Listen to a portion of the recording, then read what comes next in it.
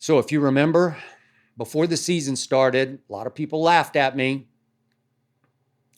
I said that Shedeur Sanders and Travis Hunter will go 1-2 or 2-1 in the draft, and that Deion Sanders has turned around that culture in Colorado so quickly and so completely that this team will compete for the conference championship and then compete for the national championship. Laugh all you want, but that's what was happening. I watched every moment of every game because it was such a rare treat. It was such a memorable privilege to watch these players play because you're talking about all-time greatness here. Shedeur's going to be a really, really, really good pro quarterback, and Travis Hunter will go down in NFL history as the greatest two-way player ever because he will play receiver in the NFL. I know it's much harder, it's much more physical, it's much more grinding and grueling on the body. He's just too good not to play receiver, and he's clearly the best cornerback since Deion, since his father figure Deion. I took it hard when the Buffaloes went to Arrowhead and had no luck at Arrowhead because they played Kansas at Arrowhead in a crucial late season game with a chance to be in the Big 12 title game.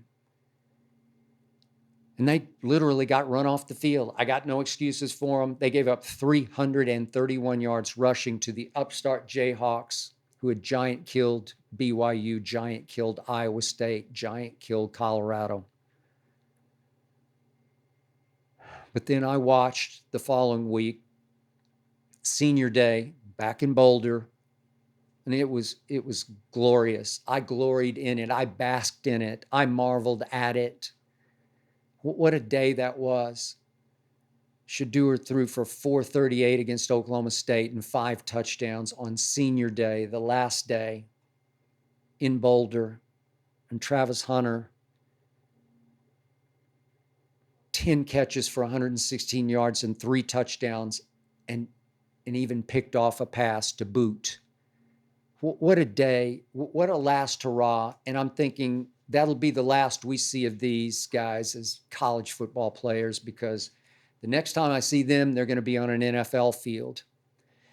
And that's when I was pleasantly but fearfully surprised, if not shocked, that Deion said, no, that's not it.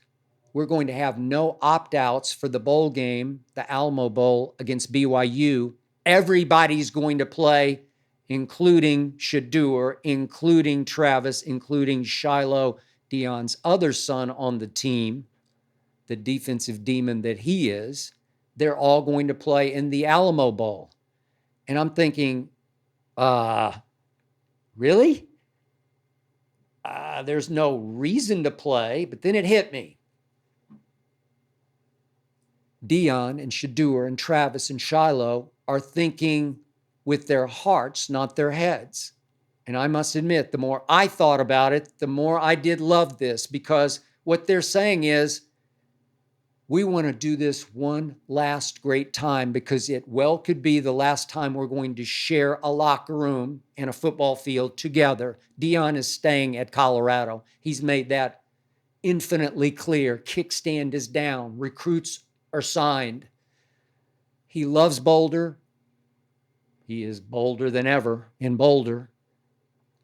He's there. Shedeur's going, I don't know where, to the Giants.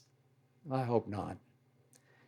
Travis is going wherever, to Jacksonville. Great. He'll be great wherever he's going. But they don't need to improve their draft stock in a bowl game. I guess you could argue Shedeur could slightly hurt his if he had a miserable game against BYU. I thought Michael Penix hurt his a bit.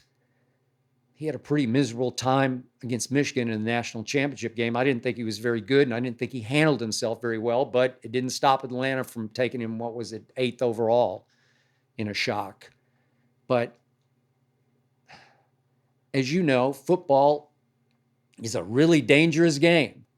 And when there's no real reason to play football, to risk football, I'm of a mind, just don't play football. But I can't help but admitting to you, I do love the idea of thinking with your heart instead of your head, that they just want to play with daddy one more time.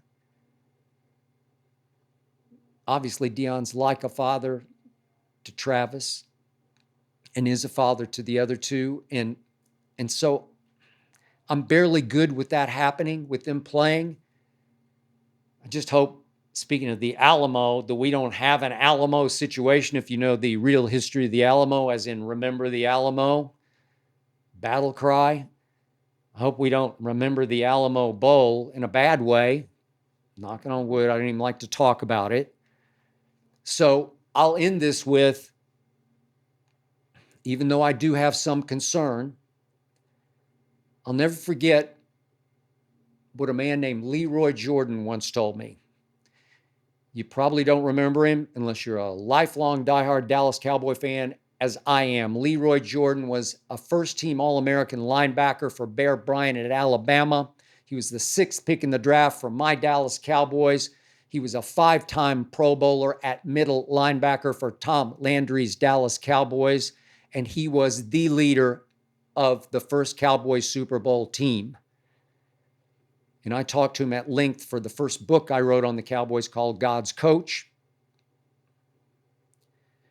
And Leroy told me, because he was the most durable player ever, he said to me, the harder you play, the healthier you stay. His point was, you can't tiptoe into a football game. You can't go in trying not to get hurt, or you will get hurt. It's such a violent game. You have to match the violence with your own violence. You have to go all out while going all in. So my 2 cents from a distance for Shedeur and Travis and Shiloh, your heart's in this, so play with your hearts. Just let it fly. Just go all out and be all in on giving it every last ounce you have for your father figure or your father Deion. Just go into it with all your emotions on your sleeve and say, this is it. God gave us this opportunity. Let's close it out right against a very good BYU team. This is one of the best bowl game matchups there is. I can't wait to watch it, and I'm going to trust that everything's going to be just fine. I'll quote Deion, as he always says, God bless you all.